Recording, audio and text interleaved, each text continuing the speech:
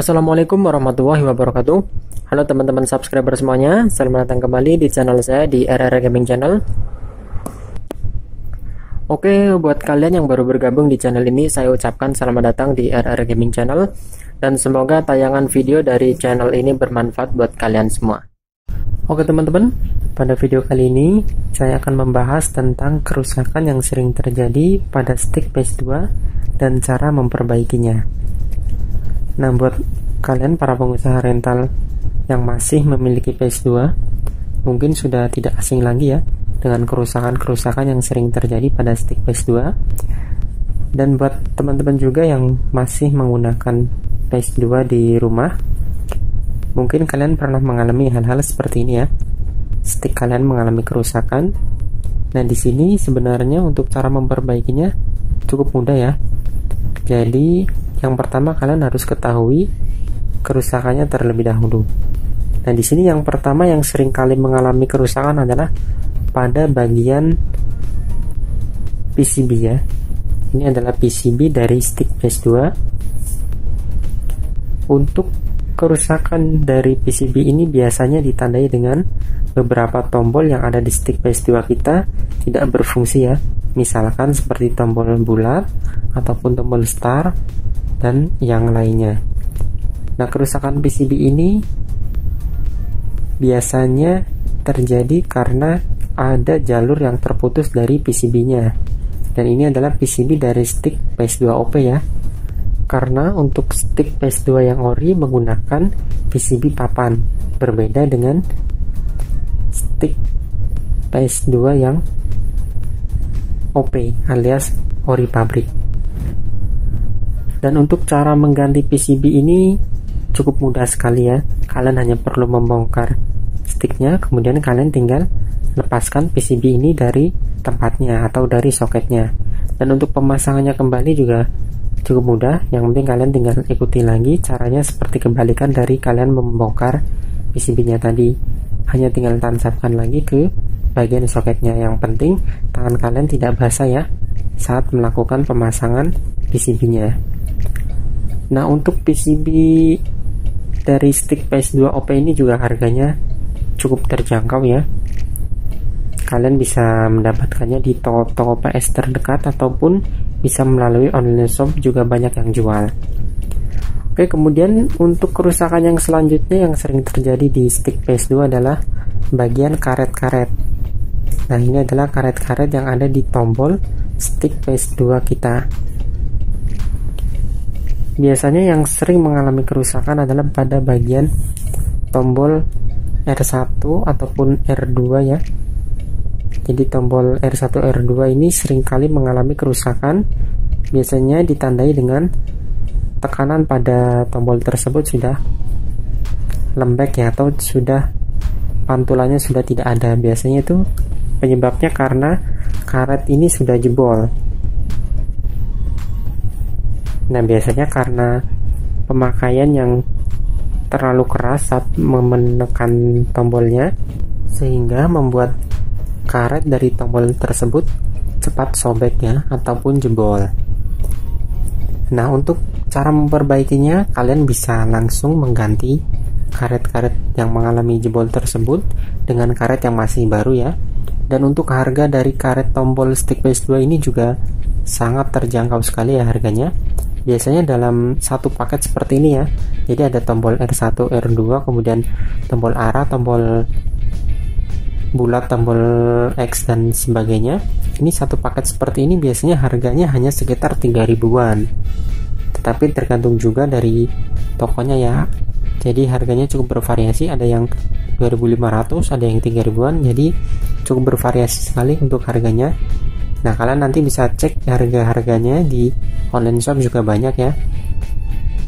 Nah, kemudian untuk kerusakan yang selanjutnya yang sering terjadi pada stick PS2 adalah pada bagian analog.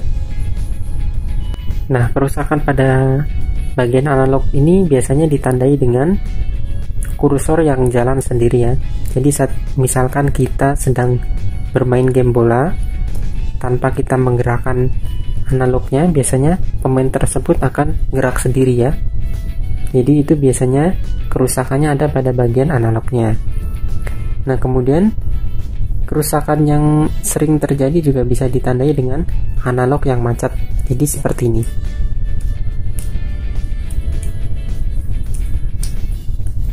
Nah, bisa kalian lihat saat tombol analog digeser, dia tidak mau kembali seperti ke posisi semula. Jadi macet seperti ini atau nyangkut ya. Nah, ini biasanya analog sudah minta diganti.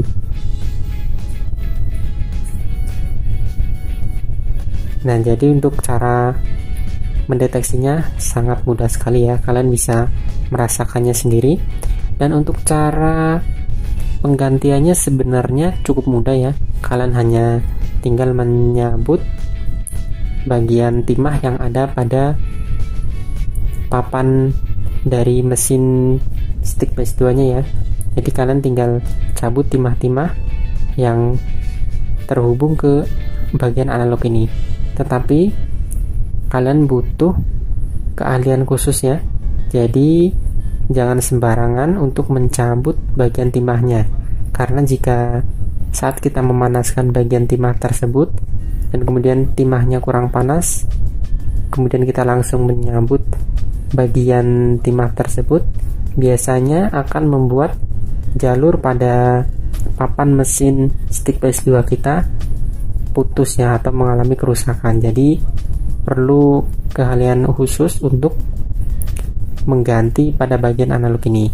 Saya sarankan jika kalian tidak terbiasa, kalian bisa menggantinya ke tempat servis stick ataupun ke tempat servis PS ya. Biasanya di situ melayani penggantian pada bagian analog seperti ini. Oke, kemudian yang kerusakan selanjutnya yang sering terjadi pada stick PS2 adalah pada bagian kabel ya. Nah, biasanya kerusakan ini terjadi karena kabel sering tertekuk ya, ataupun sering digulung tidak benar posisinya, sehingga membuat bagian dalam dari kabel stick ini mengalami putus ya. Nah, otomatis membuat stick tidak terkoneksi ataupun langsung mati. Bisa ditandai dengan lampu indikator di stick ini yang mati atau tidak menyala.